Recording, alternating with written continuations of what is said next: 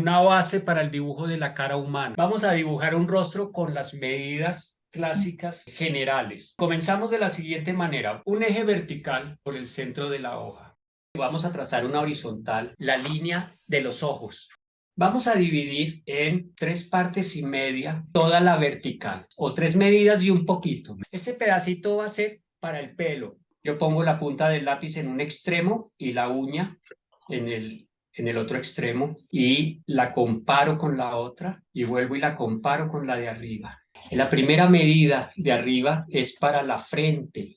La segunda medida, el largo de la nariz. Y la tercera medida va a ser todo el espacio de la parte inferior, el mentón y la boca. En la parte donde está la nariz también están las orejas. Arriba tenemos el pelo. En la mitad, como les dije, están los ojos. El ancho de la nariz, la mitad del tercio. Eso es una proporción, ¿no? Que se guarde la misma relación entre una medida y la otra. Y canon significa eso, ¿no? Regla. La mitad de esa distancia, y esa mitad la vas a marcar horizontalmente. Y ese va a ser el ancho de la nariz. Ahí van 2 verticales. Esta va a ser la separación de los ojos. Esa medida es muy importante porque esa medida se convierte en una unidad que se va a repetir varias veces en nuestro dibujo. Esa misma medida X se va a repetir a la izquierda y a la derecha. Y cada ojo es igual de ancho que el ancho de la nariz. Y la boca va a estar arriba de esta línea central. Comencemos por dibujar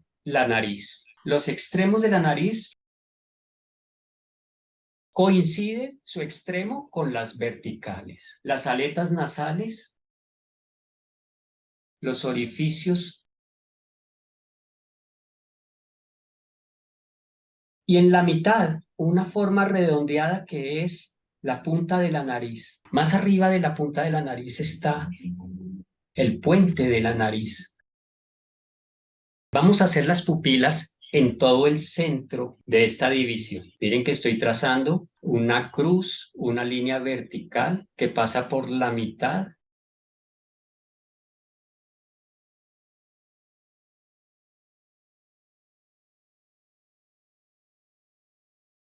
Una tercera parte de esa medida va a ser para el iris. El párpado superior de los ojos va a pasar por encima del círculo del iris, o sea, lo va a cortar. El párpado superior, más marcado que el inferior. Y aquí viene otra medida clave para la boca, el ancho de la boca. Voy a bajar una línea vertical desde el extremo interno del iris, una línea vertical, y del otro iris otra línea vertical. Esto funciona cuando los ojos están en el centro, cuando la persona está mirando completamente de frente. Esta línea de la mitad del tercio inferior nos marca la parte inferior del labio inferior. Hasta ahí llega la boca. De tal manera que la comisura de los labios va más arriba, como un ave volando. El extremo de las alas, el pico, y el extremo de la otra ala. En los extremos es un poco acentuada la sombra. Y por encima vamos a hacer el labio superior. Ahí le di un poco de textura al labio superior. Tiene más sombra que el labio inferior porque la luz normalmente viene de arriba. El surco nasolabial, esta forma como de una gota debajo de la nariz y sobre los labios, depende mucho de dónde esté la luz. Produce una sombra en su interior y otra sombra afuera. Debajo del labio inferior hay otro surco pequeño,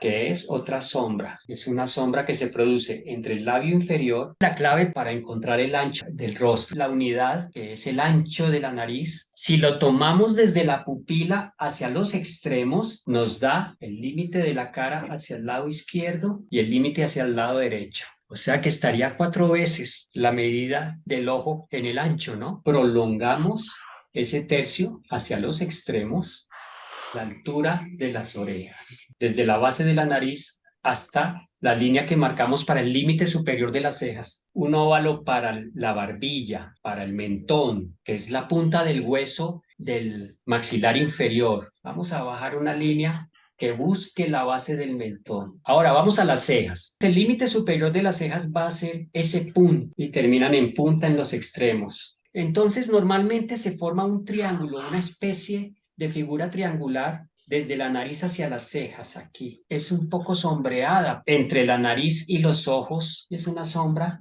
pronunciada. Hay una sombra debajo de la nariz. Hasta donde llegó la coronilla comenzamos a darle el cuerpo a la parte del pelo del personaje, hasta que llegamos a las orejas.